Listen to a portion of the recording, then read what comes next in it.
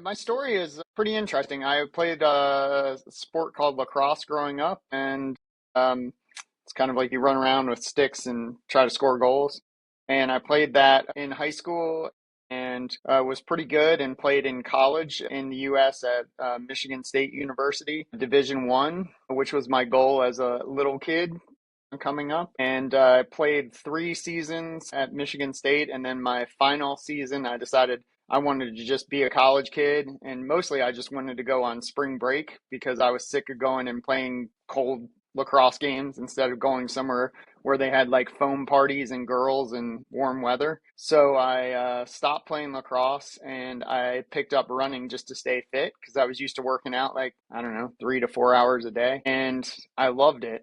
And I started running around this Michigan State, and then I went home with my friend Vince Voisin for Easter, and his mom had just run the Boston Marathon. And I was the first time I knew at some point in my life I wanted to run a marathon because I just thought that was like the ultimate, I don't know, challenge in life. Like that was like really high on my list of things I wanted to do. And his mom, the Vicky Voisin, was kind enough to like, she had just gotten back from the Boston Marathon and had like the medal and her like little space blanket, and I was just like, oh, that's the coolest. And so she was nice enough to give me like a training program. Like literally she just went to a book and just copied it, and I just did that for the entire, like my entire junior year and most of my senior year. And when I graduated in 1996, I decided that I wanted to run the Boston Marathon. I sent away for, at that time you used to have to send them like an envelope and ask for like, they sent you back basically like a pamphlet that was like,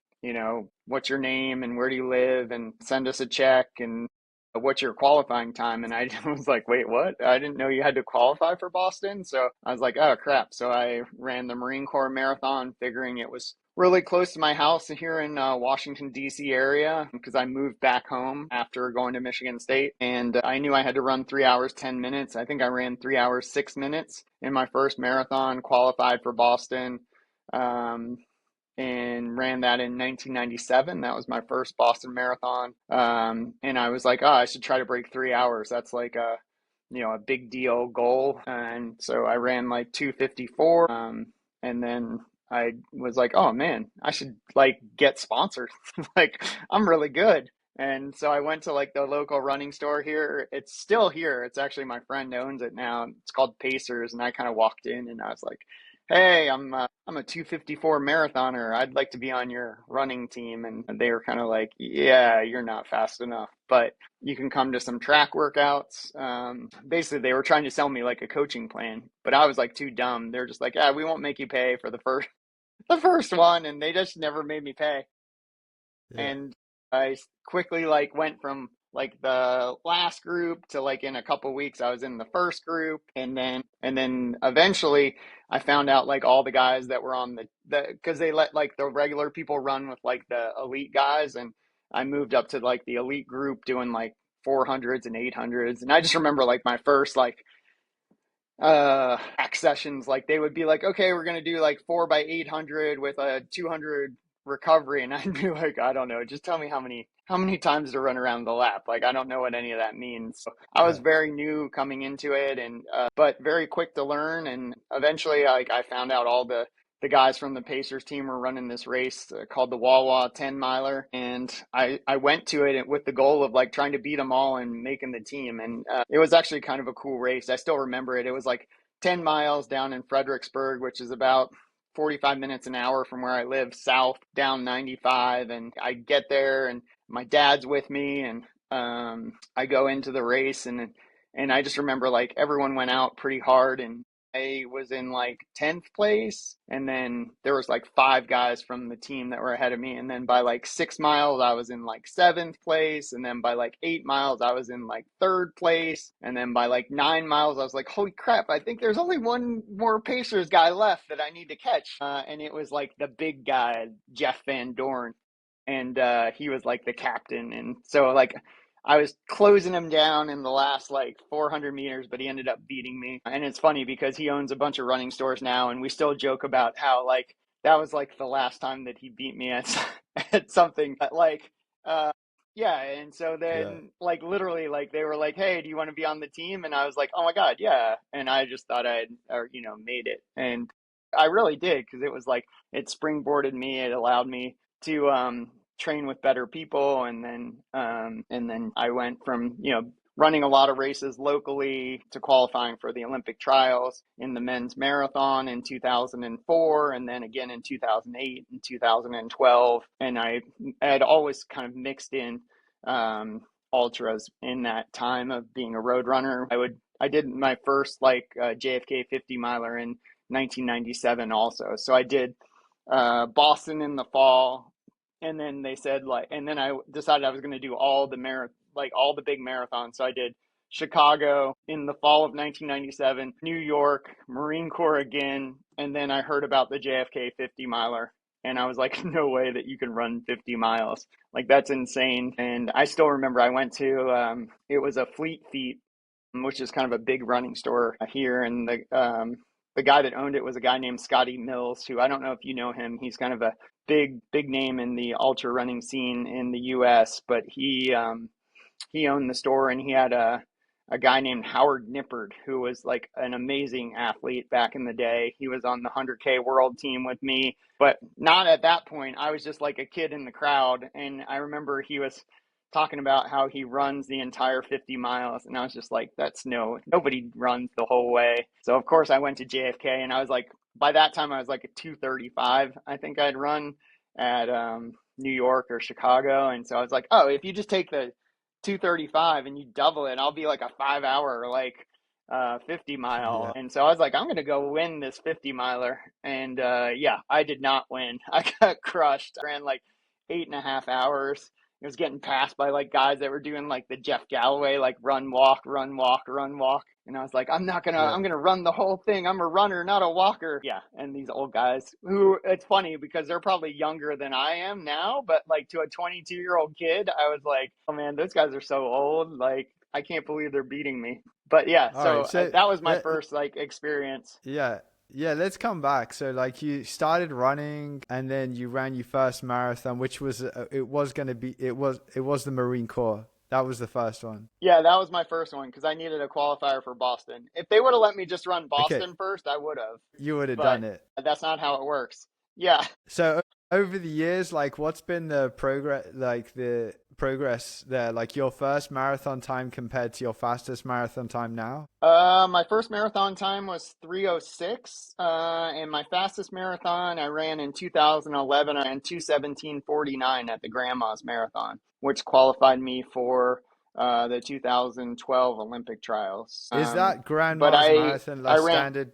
standard marathon, or is it like downhill or the No, yeah, no, it's a standard marathon. oh, that's cool. It's Yeah. actually kind of rolling hills. So yeah, no, it wasn't it was like record eligible. A lot of people run fast. It's actually at a good time of year. It's in June, so like if you're not quite ready for spring races, people use it or some people use it as a last qualifier or if they just have good fitness at that point. I always have run like I think this year I've already run 52 events and I've always run a lot of events. So like when I was running a lot of marathons, I would run like 2:21 to 2:25 like every weekend. I would just go and knock that out. So like the That's another 2:17, question. I've run 2:19. Yeah. Yeah, another question I have. Like, have you kept a tally on how many marathon plus events you've run in your career? Yeah, actually, at my desk, it's pretty cool. There's actually a really awesome website that shows you all your marathons you've done. I think I'm at 189 or 190 because they don't count some of the ones where I guide. So like Mm. just the ones that they show officially, I think is 189, and I've probably guided like six or seven that don't show up. And then Does ultras, that I think I was include at. ultras as well? Yeah. Does that include ultras? No, it doesn't. So the ultras, I think I'm at 154 or something. I feel like that's what it was showing on Ultra Sign Up or something like that. Which is funny Yeah. because you get ranked on Ultra Sign Up. I don't know if you've seen that, but like there's guys that have like 100% rank, but they only have one result, and I'm like at 88%, and I've got 154 results. So you're like, well, yeah. I mean, there's been races that haven't gone as well as I had wanted, for sure. Yeah. Yeah. All right, so that's like your marathon resume, and it spans years, and you're running so strong. Also, I'd like to maybe get you to share your diet. Currently, I'm pretty sure you're vegan or plant-based, and Yep. how long have you been like a plant-based or vegan athlete? So I've been a vegetarian athlete since I think 1991. So about the same time I started kind of running. Relatively seriously. But then I've been all the way to vegan before, and then back to eating like octo-lacto vegetarian. Currently, like actually, well, your mom and I did. Your mom can tell you more about what I'm willing to eat than me, probably, because she was able to get me to eat some stuff that I've never eaten before. She's kind of magic like that. But yeah, I'm vegan now, excluding. So I'd say it's easy just to say vegan, but I do eat honey. So some people don't consider that vegan, and that's fine with me. So I do eat honey. And like Yeah, besides that, okay. primarily. And like what inspired you like to take that approach with your diet? Was there any particular individual or was it kind of like an ethical reason or maybe performance reasons? It was a little bit of everything. So when I was in high school, we had some exchange students come, and I remember my mom was freaking out that they were vegetarian and literally they just ate like pizza. And I was like, wow, I could be vegetarian too. Like this is like not a big deal. Like they got like pizza with mushroom instead of like pizza with like pepperoni. And I was like, that's kind of cool. And then I stopped eating red meat. Like I was always kind of health focused, and I stopped eating red meat in high school, just to see how that would affect me. And I was like, ooh, I kind of like how that feels.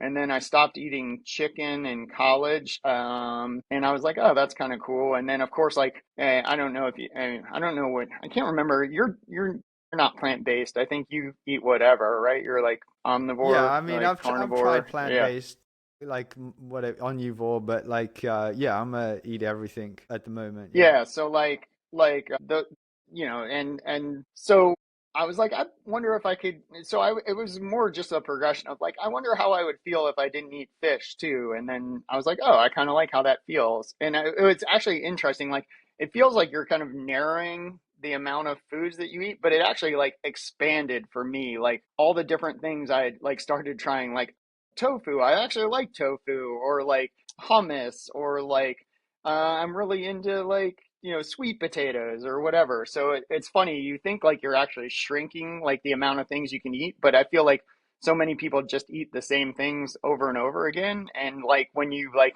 take away some of the things that just are default, it actually like expands um what you're able to eat and what you might find interesting and you like. Are you aware of like other like ultra runners or marathon runners who are also pretty much, kind of like plant-based? But yeah, 100%. Like I was coming up in the era of Scott Jurek. So like he was like somebody that I looked up to and was friends with. And I was like, dude, if Scott can like crush like Western States and Badwater and set the 24-hour record champs, like, and he doesn't need meat, like I probably don't either, right? And so like for sure, like there was influences like that. I remember I stayed at his house though, and it was funny. There was my friend Mark Godale who was good friends with Scott also, and we were spending the night there before the 50-mile national championships at White River, and he had like all these like he was like sprouting all this stuff in his kitchen. He's the first person that I ever like met that had a Vitamix, like the blender. Like it's like a super duper blender. You can make like soups with it. We have one now too because it's awesome. But I just remember being like, he spent $300 on a blender. Like that's insane, because I was making like I don't know $20,000 a year. It's like crazy. And for breakfast, he just like had a thing of like berries, and I remember like Mark and I, like he left to go to I don't know work or something, and I was like, dude, do you need some real food? Because I can't only eat these berries. Like I need something else. So like Godale and I like ran like down into Seattle somewhere and like ended up getting like huge stacks of pancakes because we were like, dude, I need more food. Like this this isn't gonna be enough. So Yeah. I was like, I've got like a 15-mile run today. I can't just go out and eat berries. But I guess like he and Killian can just go and do berries, but I need more food than that.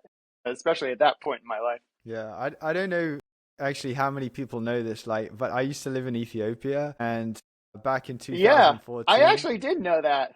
Yeah, Well, actually, like I was really surprised that those guys mostly eat plant-based. It's their staple is a grain called teff, and it's like the smallest grain in the world. And they make this thing called injera. In fact, I've made some. I've got some in the kitchen. It's kind of a fermented batter that creates small little holes when you put it on the hot pan. You should try it. It's a really awesome food. And then they have it like with beetroot, lentils, and green leafy greens, and that's pretty much what yeah, they're you eating. just like Like scoop it. Yep, correct.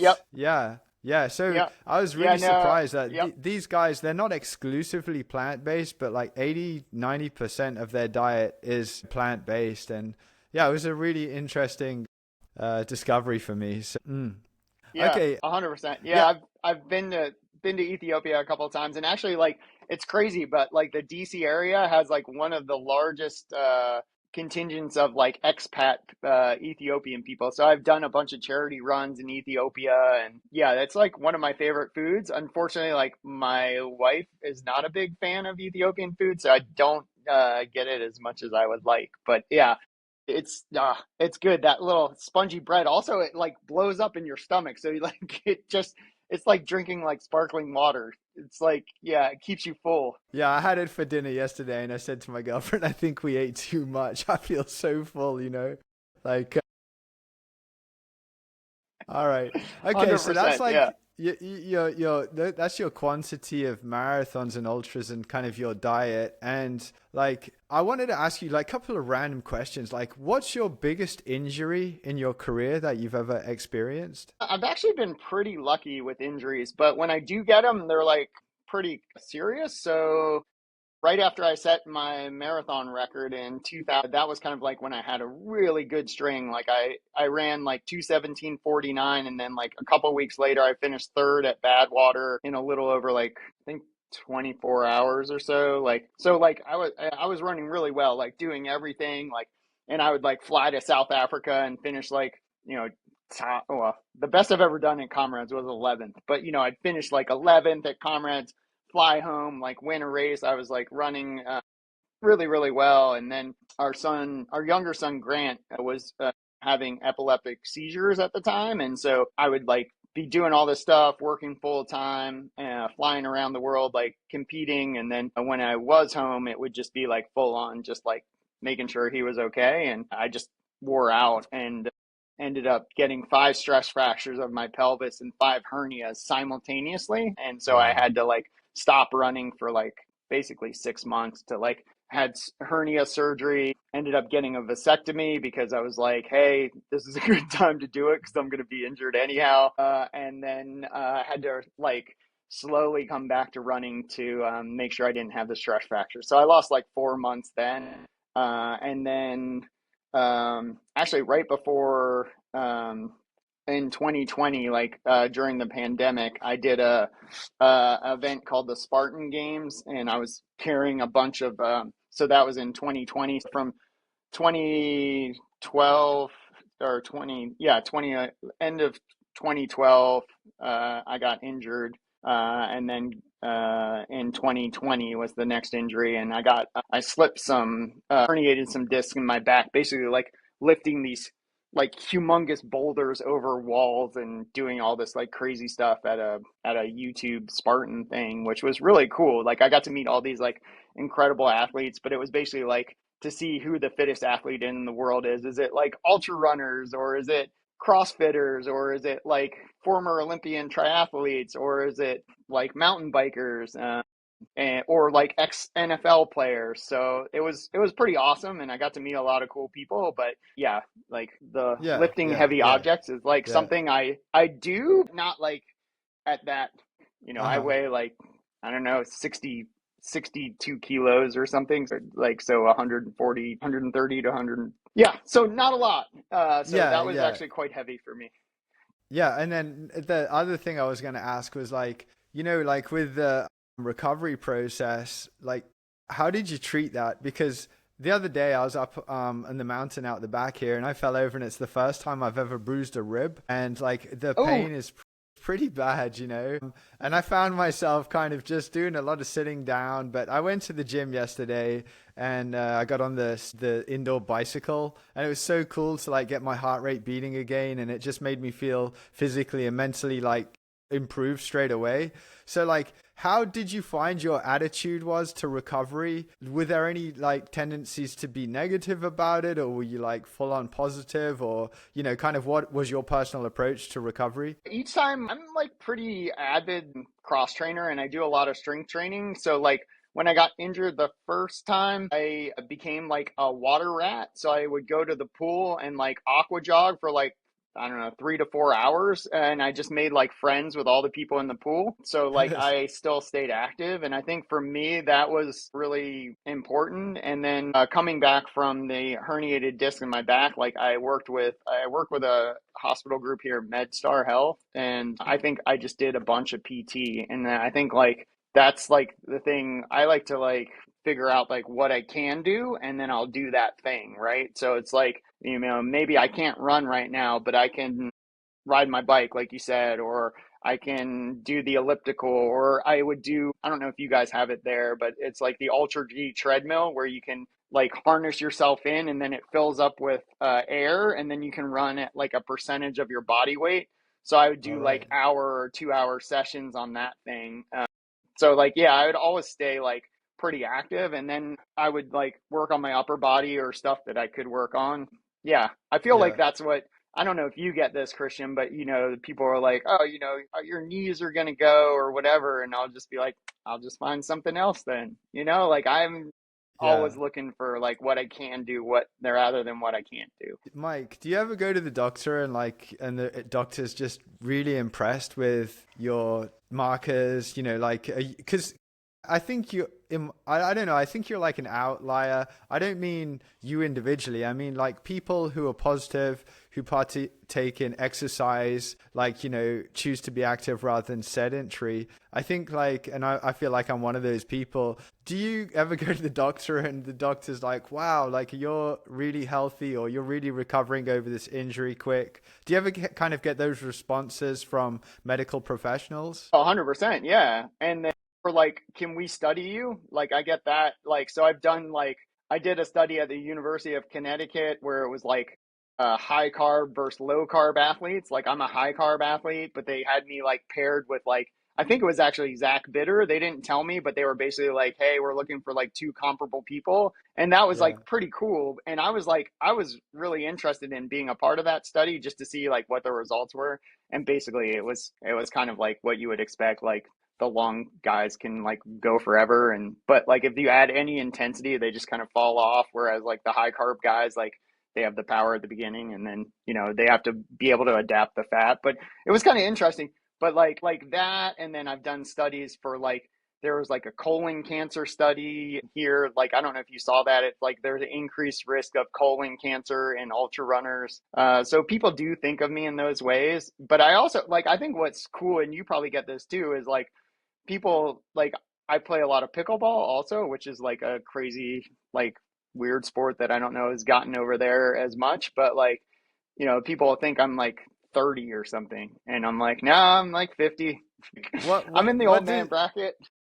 what does your like I don't know what kind of watch you have, but I'm sure most of them these days have a fitness age. Like what's your fitness age? Oh my gosh. Well, I work with Inside Tracker. I have in the past, and my fitness age is actually not as great as you would think because I'm always doing something, so my inflammation markers are always high. So like I always have inflammation. So yeah, so my inside score or whatever is actually not as good as you would think. But you can actually like you can kind of cheat it. Like if you don't run to like sometimes I'll go run to like blood work or something. And so if you do that, it increases like your markers. So I just need to, you know, be less active, I think, and then I can artificially increase that score. But I mean, I'd say yeah, that's something that I don't take a lot of stock in. Yeah, yeah. It's No, kind no, of I like I have. don't know if it predicts your like the AI will predict like your marathon time or whatever, and you're like, dude, like you're like it vastly overestimates sometimes and then vastly underestimates sometimes. I'm like, dude, I don't know. I mean, yeah, I don't know. Yeah, I yeah. take all those It's things with like it's pretty I objective. think it's Like, just yeah, averaging. yeah, yeah, yeah. No, Well, I and I think agree. sometimes it just tells you what you want, like it thinks you want to hear, like, which is like, okay, that's, I don't know, somewhat helpful. But Yeah. though I Oh, have yeah, go ahead. I have like the T-Rex model now by Mazfit, and it's actually quite good. But what I think is funny is like it gives you like real time, like this workout, like instead of like, it'll tell you like when you're crossing, like I have it set to miles or Ks, and you can do whatever, but like it'll tell you also like real time, like this run is increasing your performance like in the middle by like 0.2%, or you're extremely fatigued, -8%. I'm like, dude, that's not helpful, especially like in the middle of a race. Like, what are you doing? But like I do that's like a lot of the features. Like it's actually pretty cool. some of the stuff, like, like it says recovery time, with But yeah, on my like watch. 6 months. Yeah. Yeah, yeah. Like, no, it's like an extreme example there. Yeah, okay. So I'd like to also talk about, so we covered like a few things here. So like, yeah, you mentioned my mom. You ran the Appalachian Trail, you ran across America, and I believe, have you done anything else extraordinarily long, like those two events? A couple things. I have the FKT for running across Israel, so that was like 1,000 kilometers in like 10 days. I've done like a backyard ultra where I ran 263 miles in like 63 hours. Sorry. Yeah. And then I've done like some long FKTs, but not like any of the like major, like 6 month things, or like I I haven't run the I Camino yet, or I want to run the PCT this coming summer. So like that's like a big project that I'm working on. And then I'm gonna row across the Atlantic Ocean in 2027. So that's like another, that'll be another like, I don't know, month to 2 month thing, hopefully, yeah. depending on how fast I can row and what the weather's like. So let's focus in on the two things that are the longest things you've done. Like, so running across America and the Appalachian Trail. I guess a good way to approach, maybe make a question out of that, is how are they different? Like, how can you compare them? How were the experiences different? Like, like you could talk about it that way, maybe. How different is running Yeah, across America to the AT?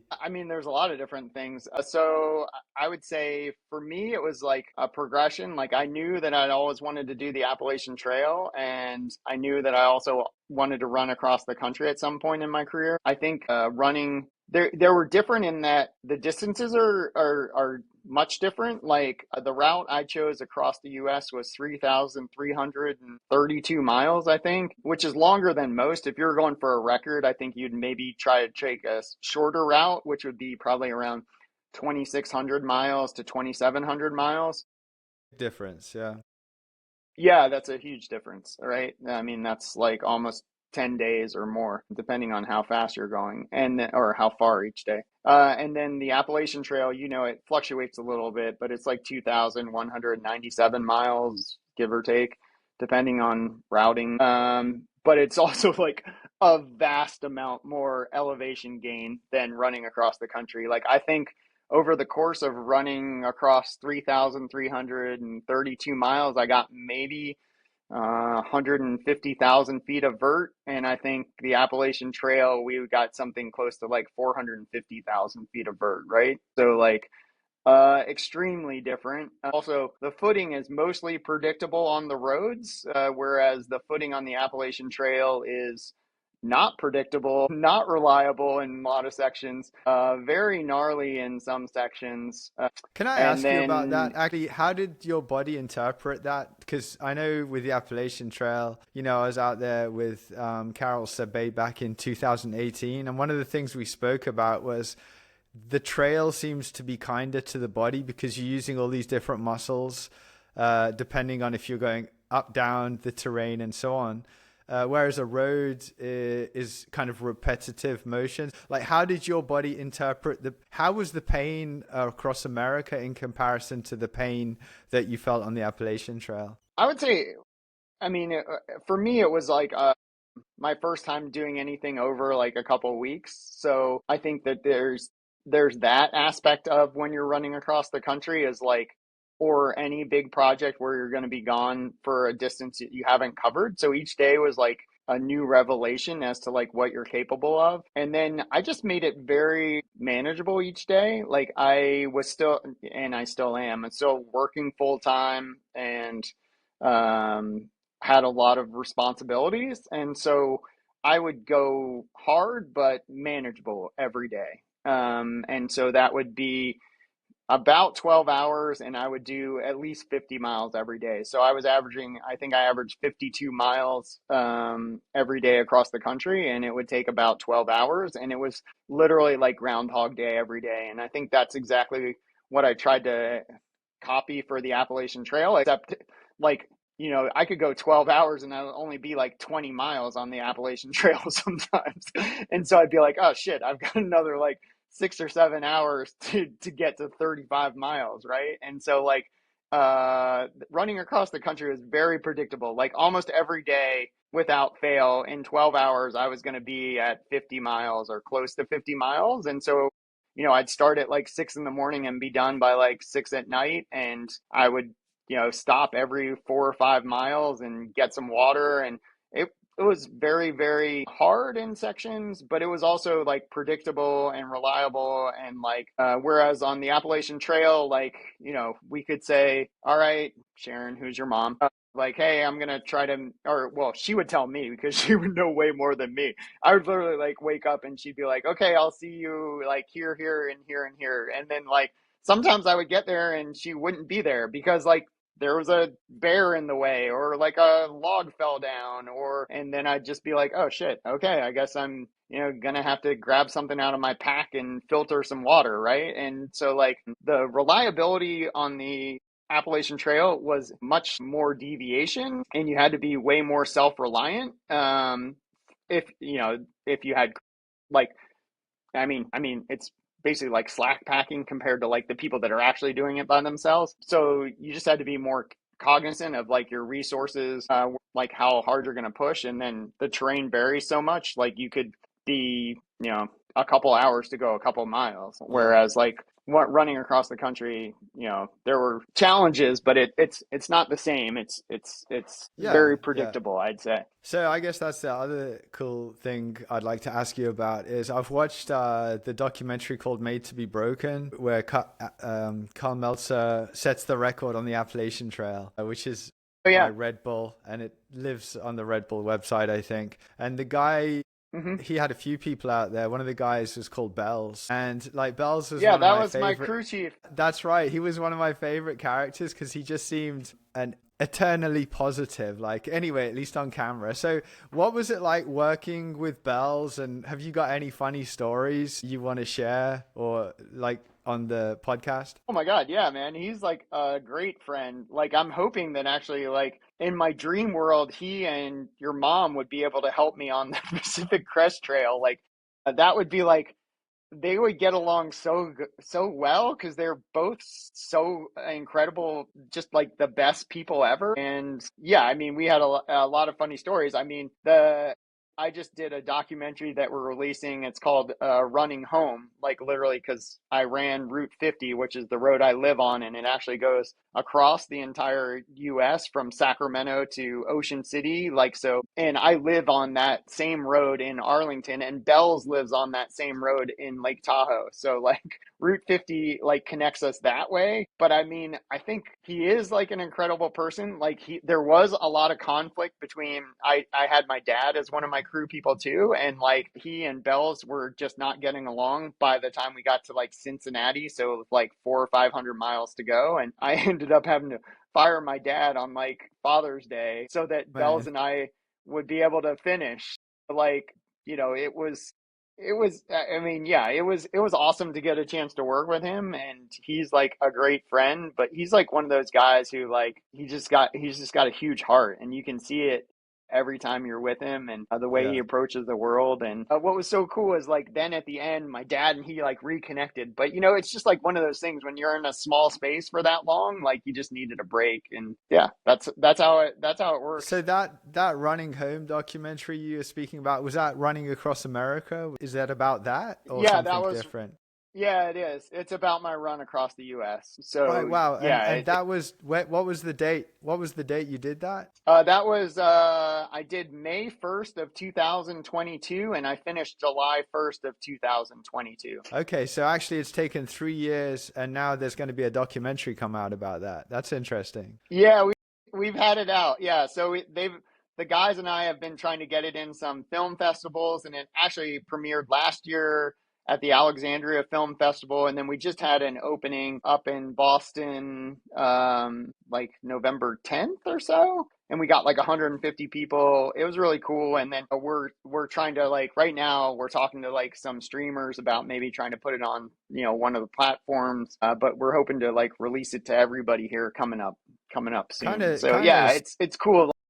side question off the AT and run across America for a minute. Like how did that work? Cuz I just had Hoka paid for Rabbit Wolf Creative to come out and record like my attempt on the Appalachian Trail. So that at the end of the project, like Hoka owned that project. So how did it work? Like, did you guys do filming yourself, or did you have like a creative team out there? How did you go about it? It's actually weird. So one of my companies I work with, Maersk Line, is one of my biggest clients, and they actually know the filmmakers. So we made a deal where I kind of like went into the project with the filmmakers to prepare and film and be a part of the movie, and them to be a part of my journey across the country. Like I wasn't going for a record or anything, but it was just kind of like a chance for people to see, what goes into a project like that. And like, you always have challenges, right? Like I had people throwing food at us and like running me off the road all the time. So like that was like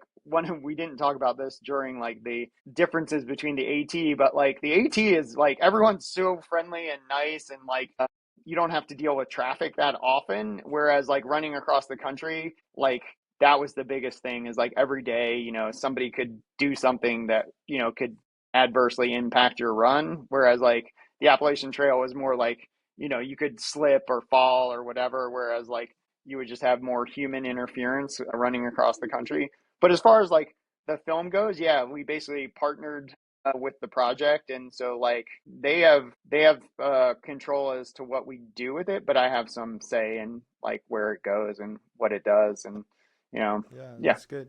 That's So good. Yeah, good. it's a pretty cool, but I had to put some investment into the project also, whereas I Yeah. maybe if you didn't, that's why it's a different arrangement. Yeah, of course. Okay, so how about Yeah. like something funny about, oh, it doesn't need to be funny, maybe tragic or any kind of story you have about. Also, I'm curious, like, did you call my mom like Sharon or Gun Section on the trail? Because she has that trail name Gun Section. Yeah, I just called her Sharon. Like, Gotcha. yeah, I feel like we like I think that was maybe that I feel like you could have multiple names like each time you go, right? Like multiple trail names based on like where you are and that point in your life. But like, yeah, she was just Sharon to me. She was so cool. Yeah. Oh my God. So, She's like so so have you great. got, yeah, like, so I guess everyone listening, what role for people who don't know, like, what role did she play for your Appalachian Trail attempt? And have you got any, I don't know, kind of stories about her, which are, I don't know, funny or anything like that? That are shareable. Yeah. Let's see. I mean, she was everything, dude. Like she was crew chief, she was driver, she was like laundry service, she was like gourmet chef, she was like reprovisioner, she was like volunteer coordinator. Yeah, dude, she was full service. So like yeah, yeah, it was insane. Like, and Bell's, basically did the same thing. We had a bigger team, just because we had a bigger vehicle and it was my first time doing it. So, but also like your mom, like literally knows everybody on the trail and everywhere that you need to be on the trail. So, like, we would roll up to like, I don't know, somewhere in Maine where you're like, there's can't be anybody here. And then 2 seconds later, it'd be like Bill, the ranger, comes and like, hey, Sharon, how's it going? Oh, you're back again. Oh, wait, is Kristian Yeah. coming?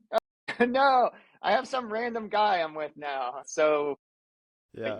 that's super nice. And then, she was always so accommodating to people that if they would come out, she's a tough lady. So like, I think I don't know, one of the coolest things was just like the chance to get to like see her and Mia talking all the time. Like, I don't know if you know, like they're super close. So like it would be, I would come and she would, oh, Beal, crap, you're way faster today for some reason. She'd be like, oh, trying to like get the food ready because usually she would already have a bunch of stuff ready, and I think the thing I loved most about her was like she would always have like everything like, and I don't know how she does it. She has like a magic eye, but everything would be in like 100-calorie little like Ziplocs, and it would be like Yeah, a smorgasbord of like homemade stuff on one side, and then on the other side she would have like all the engineered foods and everything.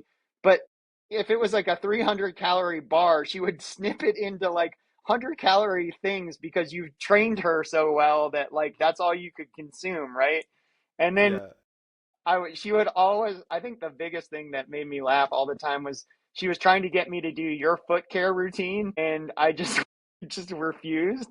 And she would always be like, but but Kristian puts like lotion, like she was like, I don't know if you've ever seen Silence of the Lambs, where it's like it puts the lotion on its feet. And she would try to get me to like shave down my blisters every night and like do like your blister care routine, but I was like not having it. And then yeah, eventually I did try some of it and I was like, oh, she has a good point, that actually works pretty good. But like I was so like, how you don't want to mess with anything because you're like, literally, I know this works. Like, I ran across the entire country. Like, I'm not going to change things. And then also, I think yeah, at the beginning, she was so used to you always going for a record. And I was like, we're not doing that. Like, and so, like, I would come in and sit down and like take my socks off and like dry my feet. And like, and she was like, oh my God, the time is ticking. Come on, you got to go. And I was just like, where it's a different thing. And like it took her like 2 weeks to be like,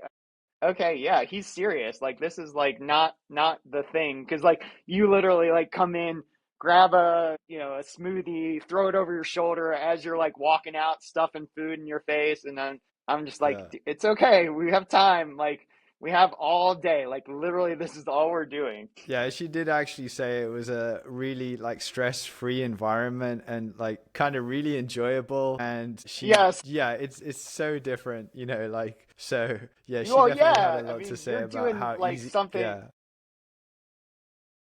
yeah, Well, yeah, yeah. but your thing is All just right. as valid, right? It's just like 100% like Oh, it's a just different different. thing. Like, Yeah, yeah, yeah, yeah. like, But in terms and of and like for there's the no crew, time.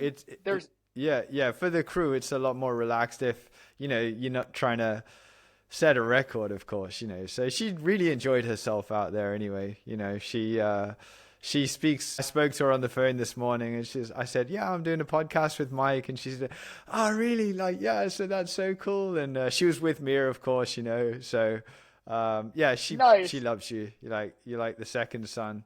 Yeah, So yeah, yeah, exactly. Well, I think she's a little worried about like because the PCT, I am going to be more like your mindset. So like, I think that will hopefully not sour her on like what a nice person I am. I think yeah. it'll be Actually, a different level of intensity. yeah, I guess that's a good question. So, like, are you going for a certain time or a record on the PCT?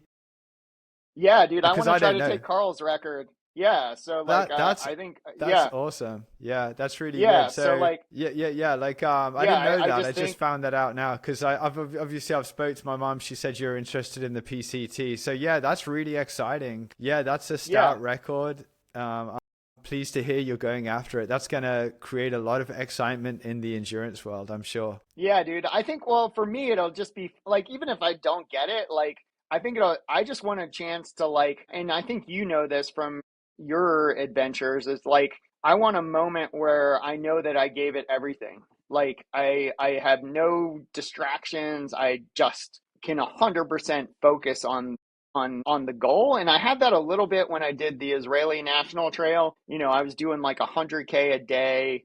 Um, 18 to 20 hours a day, minimal sleep.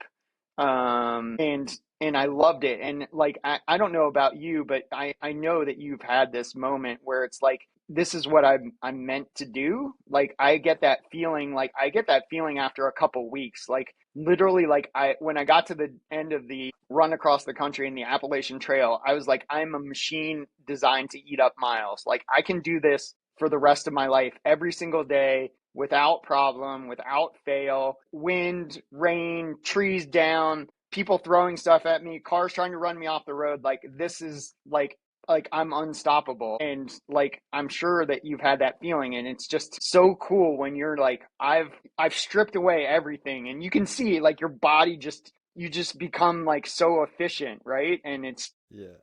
it gives me goosebumps like having that feeling.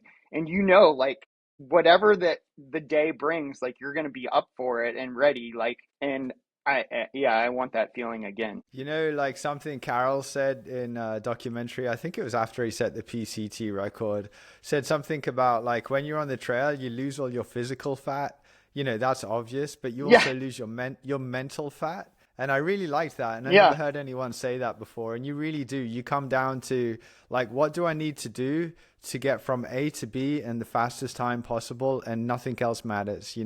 There's no distractions. And Yeah. there's something really pure about that for me. Like, and that's I really like about these adventures is that you're really drawn into the very moment of the only things that matter are the essential, things like looking after yourself. Like I need to be hydrated, I need to have calories, I need to have a certain amount of sleep, and I need to be careful on the trail. You just become almost like a kind of like a survival mode, and you're not thinking about anything in the outside world, no distractions. Even though you've got all this time to think, you do lose that mental fat. It's nice. It's a special feeling. I don't think many people get to feel that in life, but definitely doing something. I even think through hikers will experience something similar to that, where the only thing that matters is the next resupply. So yeah, like it's not just limited to like FKT setters, like anyone who goes out and does a big adventure. I appreciate that A for hundred sure. percent. Yeah. Yeah, no, and it's like strips away everything. Like and you have purpose. Like your purpose is just to move north or south or wherever the trail or road is taking you, right? Like and everything else is like noise. And like Yeah.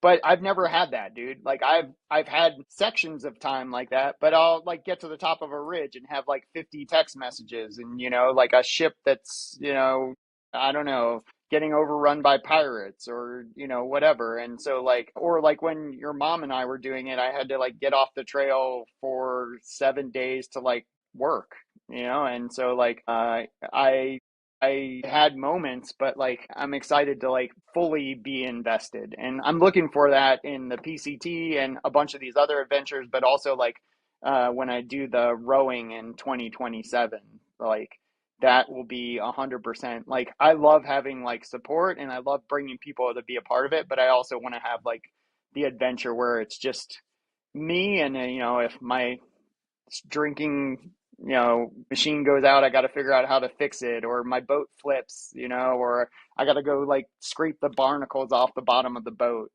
So I'm looking Yeah. forward to that. Although your mom did say she would make me like assign me a space on the boat for food, and I'll like make you some snacks and like stuff. So I'm hoping that your mom can give me some nutrition for that adventure also. So like the PCT is going to be like supported, and then yeah, I don't really know anything about it. Can I ask you like yeah, can you do a few more minutes? Like you okay to talk? Oh yeah, yeah. Yeah, I'm fine on time. yeah, yeah. Like it's been nearly an hour now, so let's like maybe I'll just round up with a few more questions. Yeah, it'd be nice to find out about your sailing trip. Is that because I know nothing about it? Excuse me if the question But it's seems rowing, not uned. sailing. Yeah. Rowing, yeah. So is the rowing solo? Is it solo rowing? That's what I've signed up for. Yeah. So a solo row in December of 2027. So I have, a bit of Yeah. time, but I also have to like learn how to like navigate, how to like actually like I row on my rowing machine, but actually like get on the water. I need to buy a boat. I need to get a bunch of sponsors because it costs a lot of money.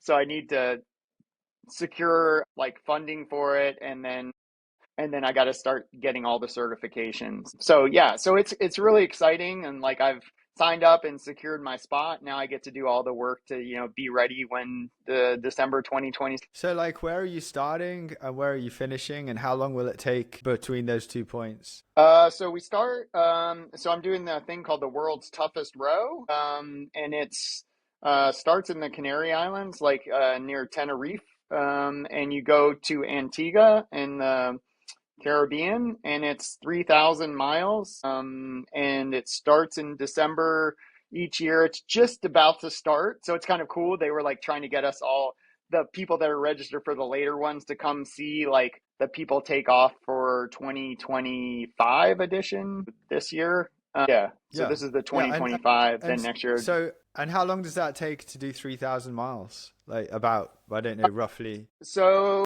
I think the record for solo is about 35 days, but I think that's actually somebody that actually knew how to row. What I've seen for like, yeah, like, one of the, like, I don't know if you know, but like the standard for like rowers is usually they're over 6 feet 4 inches, and they're like weigh like, I don't know, 200 pounds. And they're, big monster dudes. So they can crush the oars. But Yeah. I think for like the more, you know, lesser, varsity rowers, I think it's probably more like 40 to 60 days, but you have to pack food and stuff for up to 80 or 90 days. So, it could take that long. So I'd say from like 35 at the very high end to like 100 days at the very slow end. But And I'm hoping to be like closer to 50 days. how is each 24-hour cycle? I'm gonna guess that you're gonna break it down to 24-hour cycles, and within that 24-hour Yeah. cycle, I'm guessing you'll do, I don't know, you're gonna row for so many hours and then not row for so many hours. How do you break the day up? I don't know, but from what all the people I've talked to and all the reading I've done and the kind of stuff I've watched, most people do 2 hours on the oars, 2 hours off the oars. And then when you're off the oars, you're doing kind of like chores and stuff, around the boat and resting and eating. And then you do that kind of for 16 to 20 hours a day. And then you sleep the other 4 to 5 hours. And then when you're sleeping, you kind of just lock the rudder in place. And so they say it's funny for like solo rowers because it looks like you're just sawing your way across the ocean, because like you fall asleep and then you drift off course, and then when you wake up you have to correct, and so then you go back to the course, and then you kind of like saw your way across the ocean, which is like, if you have two people, then it's usually one guy's on, one guy's off, right? And you just keep rowing like that. And so they can go a little bit faster usually. And then, you can also, I mean, they go all the way up to, I think, four people. So you'd have two on, two off. I don't know. I just want the experience of like, Yeah, no, just like, being yeah, just being by self-reliant. yourself in the ocean. I mean, I think that's the ultimate. Really, you're not really gonna bump in on Yeah. the trail, like you bump into hikers and Yeah. day hikers and whatever, but on the ocean, you're literally not gonna bump into anyone. That is gonna be an No, dude. experience. Yeah. Okay, Yeah, right. dude. It's, I just wanna like, it gives me chills. yeah, I mean, it should do like the ultimate solo life experience. Oh, all Well, right, my let's wife just thinks I'm finish. gonna die. Yeah, I mean, So I, yeah, we'll see. yeah, let's finish off here. Maybe you could leave people who are listening with maybe just I don't know, let's just put you on the spot. Like maybe someone who inspired you, and maybe something that you could say that would inspire other people.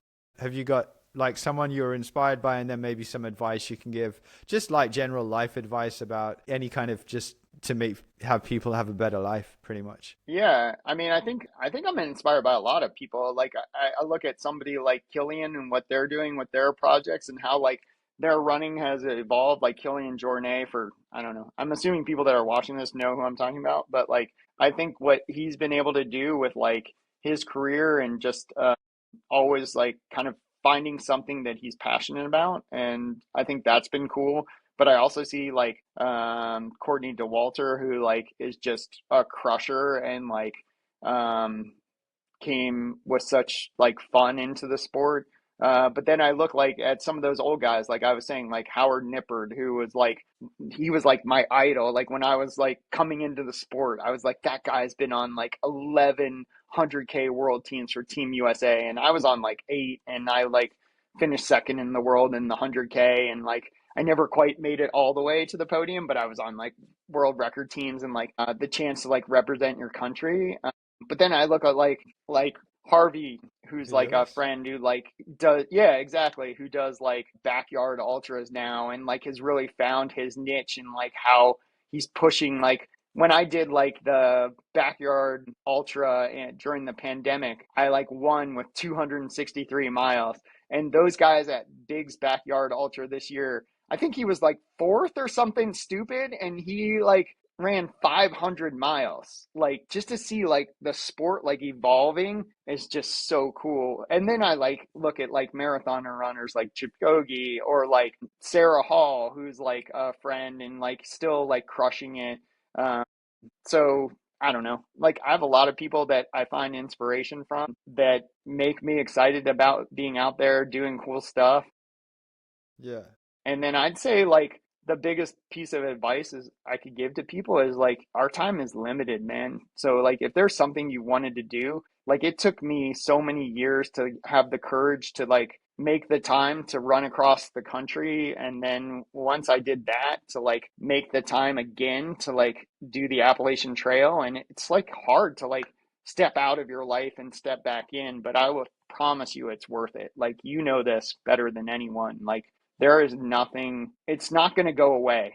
Like I will tell you, like that little like itch for the thing that you've wanted to do is not going to go away, and it's not going to be satiated with like an extra car or an extra zero on your bank account, or I don't know, like your kids getting into the right college, or you know, the extra like beach house. Like you're still going to want to do the thing, so you might as well figure out a way to do the thing while you have the interest still in it and the health to be able to do it. So I would say like make sure you seize the opportunities and say yes more than you say no. Thanks, Mike. I really appreciate that. I've been going back to the AT repeatedly. I've been there for the last 4 years, and it's because like I just didn't want to spend the rest of my life thinking, well, what could I, uh, what would have happened?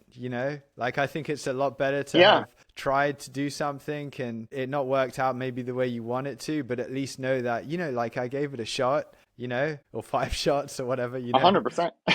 Yeah, nah, thanks for that advice. All right, well, Mike, listen, man, thanks. Like, I just started this podcast back up again. You're one of the first people I thought about. My mom said you'd like so get along with Mike, and I mean, it's not the same, obviously, as a podcast and going for a run on the trails.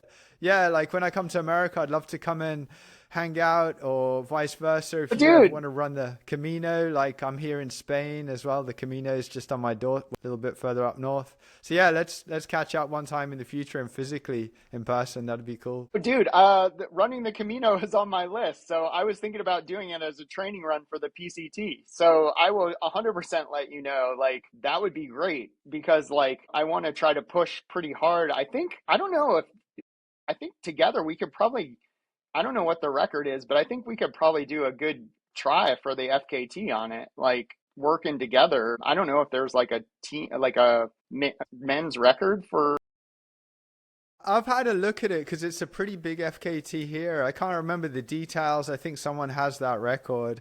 I'm leaving like Spain on the 17th of December. I'm flying to Paris, London, and then I'm going to spend my winter in Thailand. I always go there because it's cheap and you get massage, like 90-minute massage for, I don't know, $6 or something from some old Thai Yeah. ladies.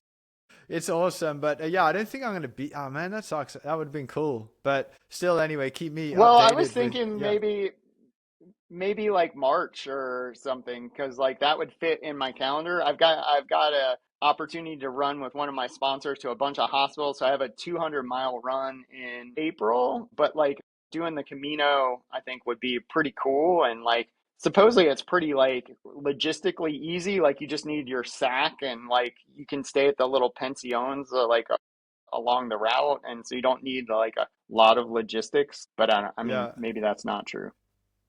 Oh, I mean, I think like me and my girlfriend won the Camino last year. We just did the end part, and it's so cool. What are they? I forget what they're called. Pilgrims. I think they're called pilgrims. Yeah, And yeah. yeah, we bumped into a bunch and we're speaking to them, and yeah, they seemed like they were on that adventure, or coming towards the end of it. We met some cool people, like some people who had lost their partners in life, and they're out trying to search the answer and stuff. And yeah, it really is a pilgrimage. So yeah, pretty Yeah, cool. All right, nice. well, listen, man. Yeah, I'll catch up with you soon. I'll share you the podcast when it's done, and Okay. yeah, like let's have an awesome day and stuff, man. It's been nice to catch up with you, and I'm excited to hear that you're actually going to go for the record. That really is like, yeah, super exciting on the Yeah, PCT. I feel like Yeah, it might be breaking news. I don't think I've really told anyone. And actually, I don't have permits yet. So it's all like subject to me getting permits. I missed the first permit window. So that was just stupid. I had signed up uh, early, and then it was for 2025. And then I went on the permit day, and I was like, "Sweet, I'm gonna get my permit." And then it was like, "Oh, you had to re-register between like October 21st and like the 30th or something." And I was like, "Oh crap, I didn't do that." So hopefully, fingers crossed, I can get a permit in the yeah. second draw, which happens early January. And then it looks like, I don't know, maybe but it looks like I want to start a little later, and I don't see if they give permits for that under the draw system. I'm planning to call them right after this and see if I can talk to somebody about what I need to do to make sure I get a permit. So fingers crossed, permitting, all that stuff. But All right. hopefully we can figure it out. Yeah, Yeah, yeah. I'm sure you will with persistence and the right mindset. You can do anything, man. So you'll do it. You'll do it. true.